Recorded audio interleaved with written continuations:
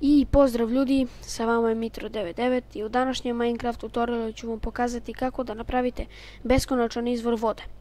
Sve što vam treba jeste da iskopate rupu 2x2, ovako, i uzmete vodu. Evo, ja sam ovdje već napravio jedan beskonačan izvor, odatle,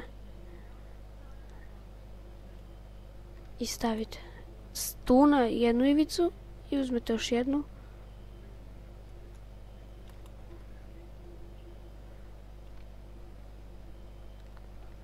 I stavite tu.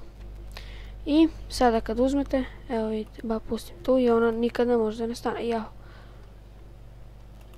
Ušto mi ovo izrao da začem. Evo.